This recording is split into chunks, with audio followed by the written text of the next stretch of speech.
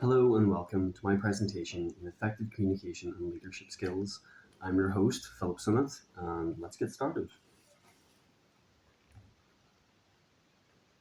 So the first thing I'm going to talk about is how to effectively negotiate or find a bargaining position with your opponent. The first thing you should do is building some kind of relationship with the person you're negotiating with. Nobody would want to negotiate with somebody they don't particularly like. And if the person you're negotiating does like you, chances are you can use that to your advantage to get a better deal.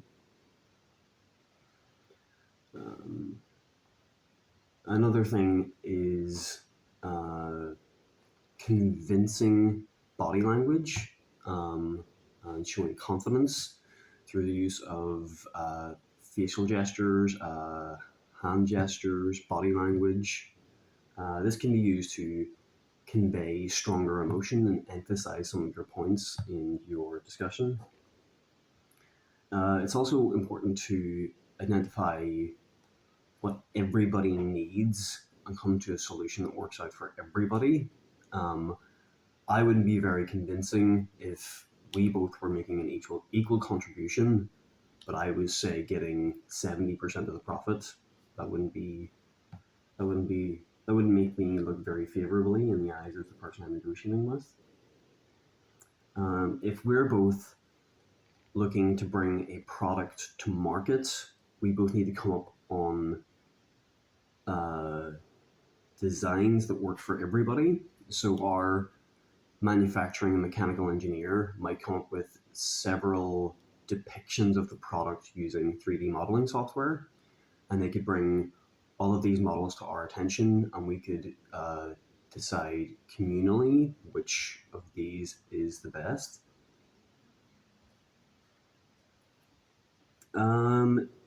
If you go into a negotiation and things don't go your way, you probably should have several backup plans just in case you don't get the negotiation you're looking for. Nevertheless, these alternatives should still be methods that work out for everybody and not just you or your opponent. Timing is really good for negotiation, depending on what you're negotiating necessarily. My brother's an electrical engineer and has ended up with buckets upon buckets of copper from electrical cables. And the cost of copper fluctuates quite wildly. So I think he's waiting for the moment that copper is at its most expensive price before he can sell. Another thing is renting. So if you're renting in March and you're looking to get a 12-month lease, you could say to your landlord, can we make it a 15-month lease? And could we decrease the monthly payments?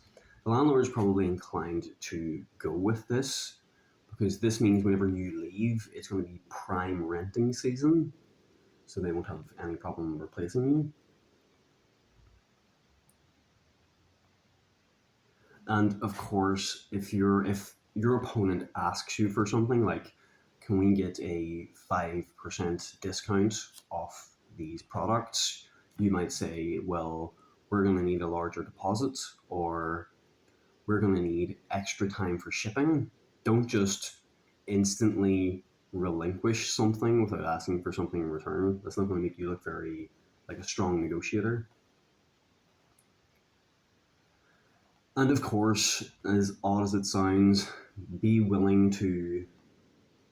not willing to accept something. So if you really wanted to buy something, like when I got my first motorcycle, I was very committed to buying it before actually uh, testing the bike mechanically, and it turned out there was loads of issues because I wasn't willing to walk away. I wanted it so badly that I took it, and it worked out very badly for me. It's important. So now I'm going to come on to persuasion. And it's very important to know who you're trying to persuade. So, like, if I were to talk to a 40-year-old man like they're 10 years old, that's not going to be a very good way of persuading them. And also, similarly, if I talk to a 10-year-old like they're 40, they're probably not going to understand a lot of what I'm talking about.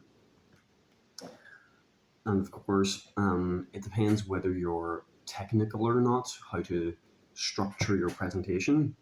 So if you're a tech savvy person, and I'd say I'm standing in front of 10 master's degree level engineers, chances are I'm going to adjust my presentation accordingly, including advanced information in engineering. If they're not tech savvy, I'm basically just going to be giving information that conveys my point as opposed to over technical data.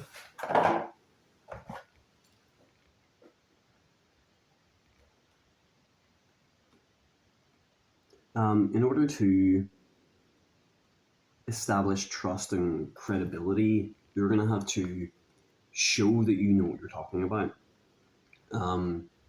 A way to not do this is to have all your information on the PowerPoint and just blatantly read word for word from your PowerPoint. In order to build credibility, you should have a few short bullet points. Because you should know the topic, this should basically act as basically just a way of flashing the memory of the topic in your head, and you should then know how to convey that information. So if the audience can see that you know what you're talking about, that's a great way to establish credibility. Another way of establishing credibility is to use facts, figures, and information that's basically irrefutable. So information like university publications. A university publication wouldn't be published unless it was looked over by a university professor. And I think we can all agree that basically nobody knows better than a university professor. They're considered experts in their field. So it's pretty compelling information.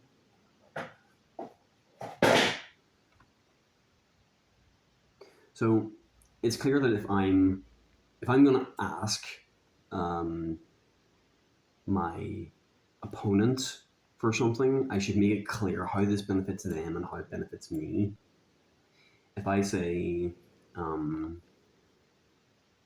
I need this same product, but I need it to be twice the size, we're willing to pay more for this product because it would contain more of the material.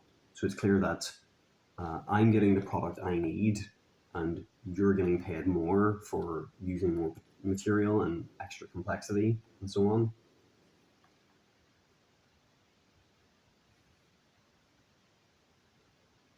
So if I have a product in mind and I, for instance, want to increase the amount of sales, that could work out better for everybody.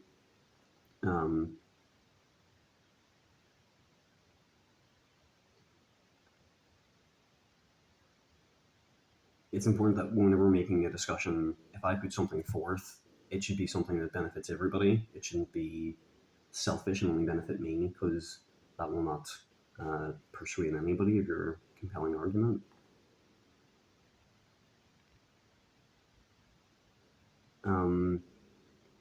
I should use emotional gestures and cues to convey to the audience that I feel enthusiastic about this topic, and how I can create a relationship with the audience.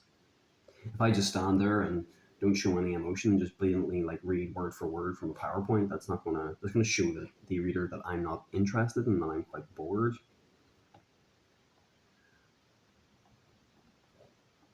So now we're going to discuss how to carry out a group meeting effectively.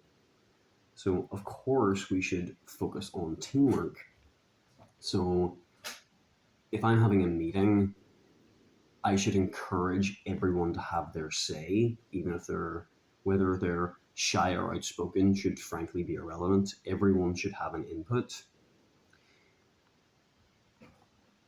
So a good way to do this would possibly be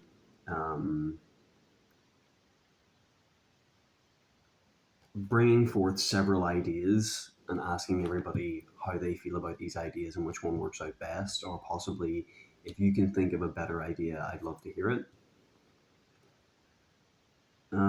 Delegating responsibility, also very important, and should be personalized to the workers.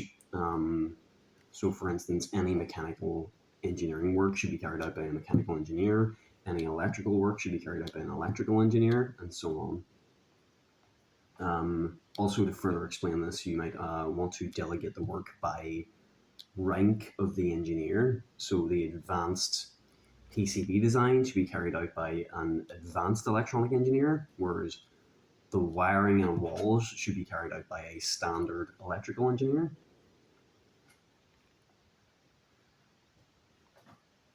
So yeah, before carrying out a meeting, it's be important to gather from everybody what information they want to be conveyed in the meeting, what they want the meeting to be about, what we should discuss, so the meeting is more effective.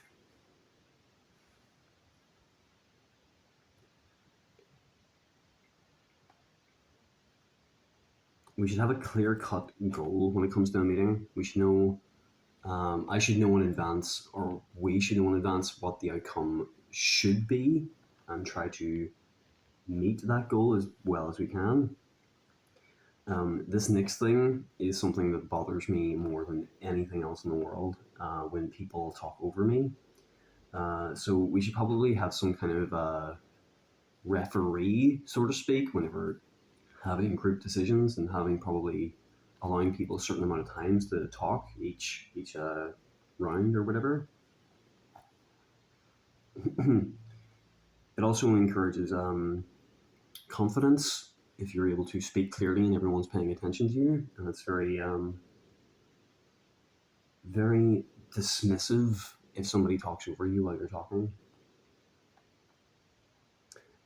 We should send out a questionnaire asking people how they feel the meeting went, and if they can offer any kind of alternatives to future meetings and how these meetings can be improved.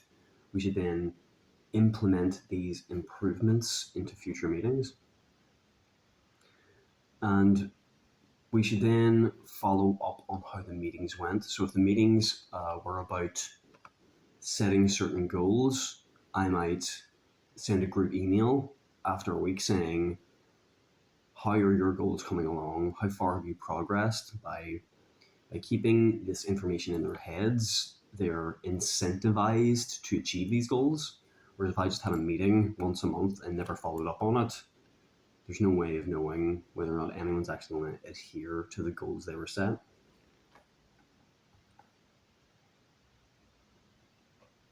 Okay, so how to effectively give a presentation. Probably the most important thing you should do is preparation. So whenever giving a presentation, you should have concise bullet points, but you should also have lecture notes, or sorry, presentation notes, which you should basically read over and over and over, so that you don't have to have the notes in front of you when you're speaking.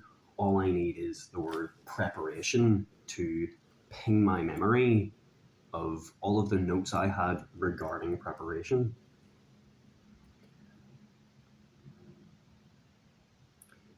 Of course, it is crucially important to practice your work. It's good to know how long the presentation should be and adjust the presentation accordingly to adjust how much time you should be speaking about each topic. You should make your aims very clear as opposed to becoming sidetracked and talking about tangential things that aren't really relevant.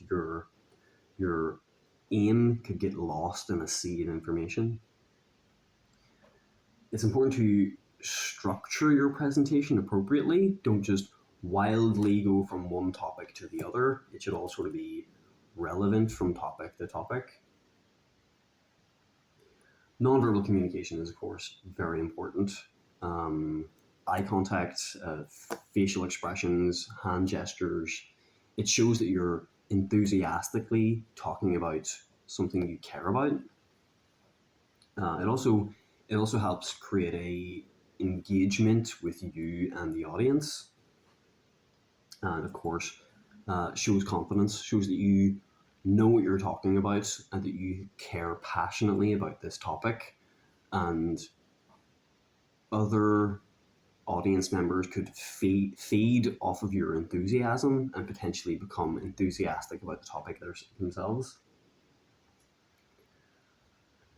We need to know what the audience is looking for. If this, to reiterate, is not a technical audience, they do not want me to lecture them on lots of tedious technical data like programming, wiring complexity. They just want to know the point of the information I'm conveying.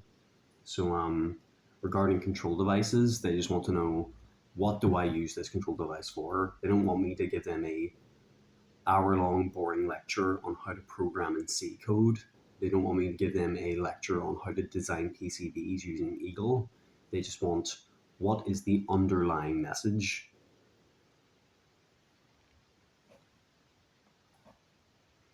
Of course, to reiterate, it's important that we stay on track and get to the goal I want to convey. We don't want to get lost in a sea of information and going off on tangential cues and then being like, whoa, what was I talking about? The 10, 20, 30 rule regards to no presentation should be greater than 10 slides, no presentation should go on for more than 20 minutes, and no presentation should use greater than 30-point font size. Of course, this isn't an exact science. There's some wiggle room regarding that. Storytelling is very good for keeping the reader interested, the audience member interested. It's incredibly engaging, and it's important that you use stories that are interesting and that make the reader think and possibly shock the reader. So one of the stories in my presentation was the computers of the 1960s were the size of a car, weighed a ton, and cost $3.5 million, whereas we all have a computer, being our smartphone, that fits in our pockets, that's millions of times more powerful. So this little statement slash story is designed to shock the reader and really open their eyes to the evolution of technology.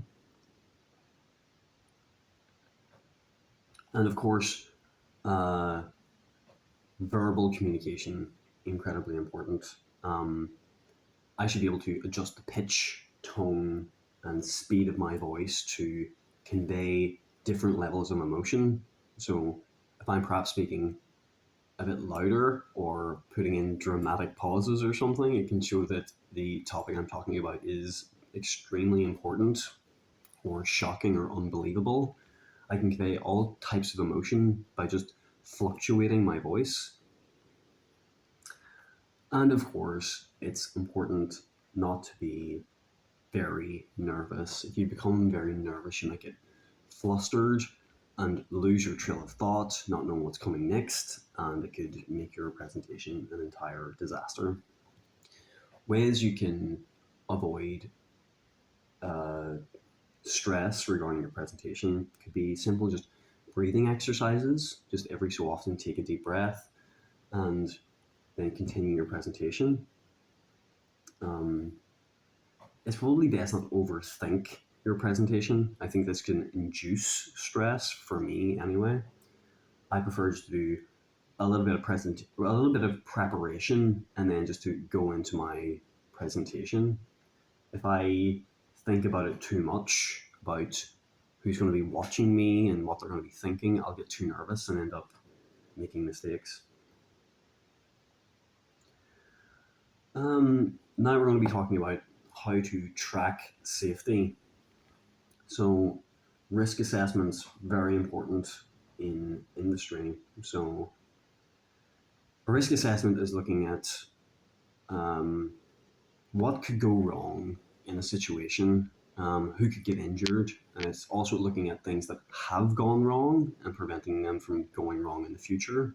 So if I was in an industry and, say, for instance, people were being careless about safety, and somebody years ago somebody got hurt badly, then I could say to this person, just so you know, 5 years ago somebody lost their arm because of this exact negligence.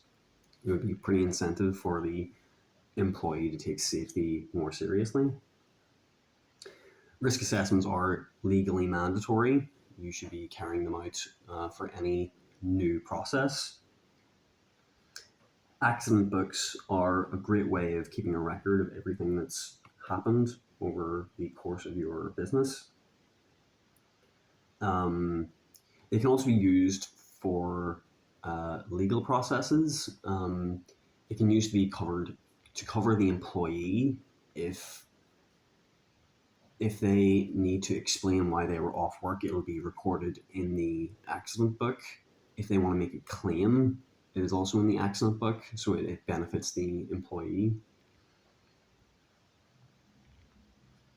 And of course, if an accident is reoccurring, this should lead to a full-scale risk assessment to really hone in on what's going wrong. Another safety tracking method is root cause analysis. This is also known as the 5 whys. The reason being is that you're supposed to ask yourself why over and over again until you get to what's causing the problem to occur in the first place. So let's say you're working in a restaurant and you're carrying something really hot and you drop it on yourself and become burned. You would ask yourself, why did this happen? Was the floor slippy? Was I holding it appropriately? And a few other questions. It's important that we differentiate between what a root cause is and what a causal factor is. A causal factor isn't the cause of the problem, but it's a contributing factor as to what caused the problem. So changing a causal factor may not necessarily eliminate the cause of the problem. So when asking yourself 5 whys, the last why is the cause of the problem, but all of the whys along the way are causal factors.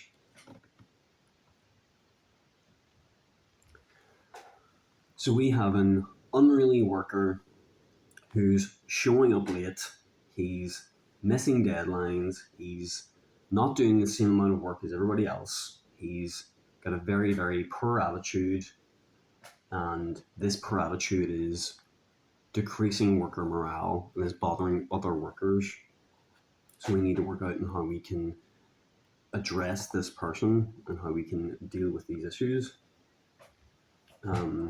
There are many ways we can deal with this person. We can issue penalties for tardiness or issue warnings for missing deadlines. Penalties can be, if you show up an hour late, I could say to you, I'm docking an hour of your wages for showing up late. It's a way that your mistakes don't affect me, and it's a way of encouraging you to not make mistakes in the future. Regarding missing deadlines is a pretty major issue, so that's why you should issue a formal warning. And if this happens multiple times, you should get rid of that employee. Quite interestingly, if they're not pulling their weight, they're not showing up on time, and not doing as much work as everybody else, you should change their method of payment. So instead of paying them for the time they're in the factory, you should pay them for the amount of work they're doing. So that way, if they do a lot less work, it's only themselves that they're harming. You could speak to this person and try and offer some kind of inspirational speech, encouraging them that if they worked hard enough and showed that they care, there is a room for promotion and career progress. It might also be wise to spend some one-on-one time with this person you may find out that they're going through a lot and they just need somebody to talk to. Perhaps they lost a loved one or something, and this will explain why there is effectively a stormy cloud over their head during work. Not that this necessarily justifies being a bad employee. Okay, so now we should talk about the different types of leadership styles and how these can be effective or, in some cases, not effective. A democratic leadership is probably one of the best types of leadership. It's where everyone's opinion is valued. An example of this is you could be having a group meeting and bring a couple of ideas to the table and asking everybody how they feel about these ideas, if they think one's better than the others, or if they have any ideas of their own they'd like to offer. This is a great effective way of building a relationship with your coworkers. Autocratic leadership, less effective. Basically, the person in charge makes all of the decisions regardless of how any of their employees feels about it. Personally, I feel this can have benefits, and it can, of course, be harmful. Because let's say, for instance, I'm a doctor in electronic engineering, and my team of engineers are very uneducated, for lack of a better word, say that they don't have any degrees, they're just standard workers, then there is a remote possibility that I do know what's best without asking anybody their opinions. But at the same time, if you go and make all the decisions and don't run it by anybody, you're going to get bad workers because they're not going to trust you and they're going to be annoyed by you constantly making changes without informing them. The next type is laissez-faire, which literally translates in French to let them do, which pretty much means you're just leaving everybody to their own devices and trusting that they're going to do the work. This can be good because it can encourage creativity. It can encourage flexibility, and your employees might trust you more because you're giving them more freedom to do the things they want. This can also backfire because if you let everybody do what they want, there's no guarantee they're going to be motivated and incentivized to actually do the work. So they might start phoning it in, so to speak. And if I let two people do what they want, and one person's working really hard and the other person's not working as hard, but they're both getting paid the same amount, the person who's working harder is going to get very frustrated and potentially walk out. And this would be very harmful for me because they would be the more valuable employee. Strategic leadership is quite important. Planning for what we want to happen as a result of all the stages. It can be quite intense, strategic leadership, because if things don't go the way you want them to, this can cause a lot of stress and anxiety. Transformational leadership, continuously adapting to what's going on. So if you have new employees that are getting used to the work, you might give them a light workload to start, and then over time you'll increase their workload, giving them more complex work and more amounts of work to do. This can be harmful if you overestimate what somebody's capable of and give them too much work. It can be harmful to both their psychology and could potentially slow down the progress, and we could potentially miss deadlines. So it's important to truly understand your workers and what they're capable of to know how you can adjust the work you're giving them accordingly. Transactional leadership, rewarding people directly proportionally to the work they do. I think this is very important.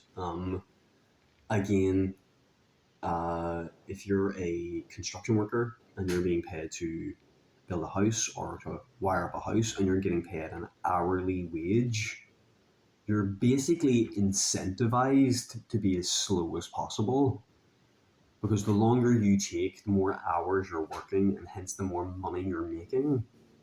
Whereas if you're being paid for the work you're doing, you're basically going to want to do your work as quickly as possible, because as soon as you do that work, you're then able to do something else and make more money. The employee can make more money, and you as the employer are also benefiting because they're doing their work as quickly as they can. So this is mutually beneficial for the employer and the employee. Coach style leadership, kind of like a boxing coach teaching a boxer correct technique and spending one-on-one time with them to know what their weaknesses are. This can be very, very beneficial, assuming you don't have like hundreds of employees that would take you forever to remind everybody. But let's say you have a small group of people, 5 or 6 employees, then it would be very easy and perhaps ideal to go around them one for one and truly understand what they're capable of, what their weaknesses are, and how we could improve those weaknesses to make them the best employee we can possibly make them. Bureaucratic leadership, perhaps the most annoying type of leadership, where everything is done by the books and perhaps quite old-fashioned, that we're not allowed to change because it's corporation policy to do things a certain way. This can vastly hinder progress, because if somebody puts forth a new idea to run things more streamlined, it may conflict with the organization's policies and therefore we can't proceed with it. So bureaucratic leadership can be quite limiting and not encourage creativity and progression. Okay, so now we're going to talk about how we're going to deal with Mr. Unruly Joe. May sound a bit harsh, but I personally think we should look at an autocratic leadership for Mr. Bloggs. The reason we're doing this is because if he's being unruly, we need, I believe, incentivizing him through punishment is the best way to do it. As I've said here, avoiding laissez-faire is very important for this situation, because if I give him even more freedom, then he's just going to become even worse. If I give him more time to himself, he's going to do even less. So that would be extremely harmful for the both of us. Whereas if I say to him, I need you to do this, this, and this by 5 o'clock, and if you don't do it, I'm docking your wages, or there's going to be a formal warning. So we need to do things to incentivize this employee, not just stand back and allow them more freedom. We need to be proactive about how we're going to fix this unruly worker's attitude. And again, transactional leadership, very important for this particular person, because if they're not pulling their weight, not showing up on time, missing deadlines, not doing as much work as everybody else, then rewarding them specifically for the work they do, no matter how big nor small, is very important. And this way also covers me, the leader, or it can also benefit the employer, because the employer isn't losing money as a result of your carelessness, your lack of work. You're the only one losing the money, which I feel is totally fair. Why should an employer lose money because of your negligence? It's just not fair. Coach style leadership could also be very important here. By having a one-on-one with this guy and talking to him and understanding what's going on in his life, we could perhaps offer solutions to what's going on. It could be the case that this guy is possibly depressed or angry because of things that are going on in his life. And if this is the case, we could offer solutions to this. We could book a therapy session or time with a life coach or something of that nature to get this person feeling better and therefore make them a more productive worker. So not only are you improving their psychology, you're also getting a better worker. So it works out for everybody. Okay, so now we're going to talk about how we can communicate effectively. And a really great way of doing this is to be an attentive listener. So how do I become an attentive listener? I will make eye contact with you. I will also make facial and hand gestures. I will acknowledge the things you say, and I will ask you questions based on the things you've said. So that's a great indication that I care about and I'm acknowledging the things you're saying. So yeah, also when we're communicating, it's important that I make my message clear and I don't get sidetracked and talking about tangential things. It's clear to you what my intentions are and what I want. Non-verbal skills, very important, because like with my hand gestures, they can show enthusiasm and show that I care what I'm talking about. My facial expressions, also super important. If I'm smiling or something, it can convey the emotion of what I'm saying. If I raise my eyebrows, it can show that I'm being emphatic about what I'm saying. Avoiding stress and anxiety. I suppose there's several ways you can do this, probably vary from person to person. If I feel it's important that you be honest and try and work for a way that works for everybody and not try and be deceitful. Because if you feel like you're deceiving somebody and you're a very morally righteous person, that's going to make you nervous. Your subconscious is going to be firing on all the cylinders, saying something's wrong here, which is going to make you very nervous. So it's important that you be very honest and have very morally righteous goals when going into a meeting. It's important that you are informative, you explain things that revolutionize people's understandings of certain things. So in my HND course, we're basically taught that PLCs are the greatest thing the world has to offer since sliced bread. And my entire presentation is basically saying that is absolutely not true. Microcontrollers are the greatest thing in the world, not PLCs, and explaining to them using informative facts and figures how this is indeed the case.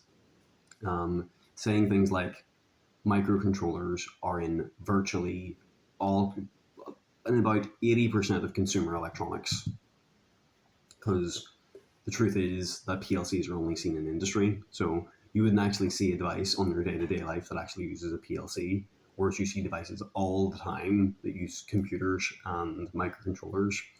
For instance, this video is being recorded on a computer. This presentation is being given on a computer. The television behind me is also running on a computer. You would never actually see a PLC in anybody's house.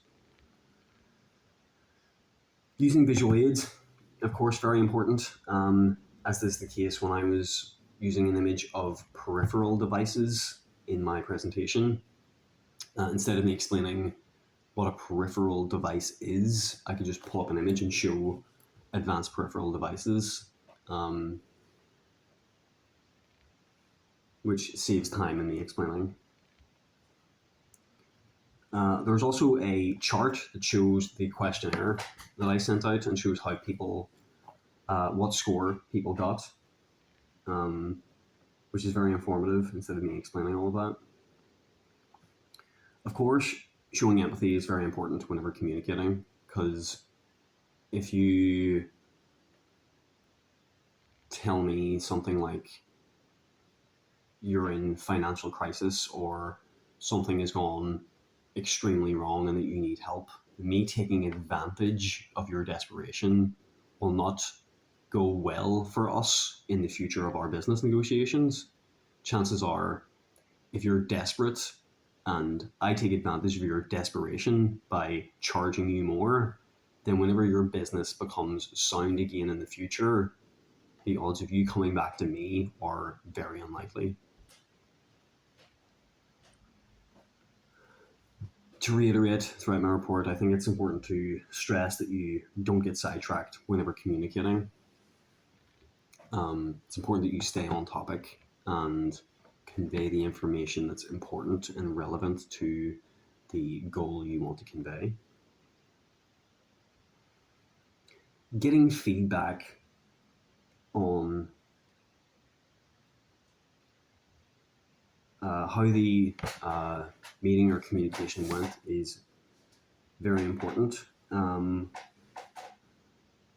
because we could, by gathering feedback, we know how to structure our meeting in the future, what we should talk about the next time we communicate with each other. And it's important to utilize your time appropriately. This again comes back to the sidetracked thing, that I should spend time discussing things concisely and giving you plenty of time to ask me questions and give your own input. This isn't just about me, it's a communication. A conversation is a give and take. Any questions? Thank you so much for listening.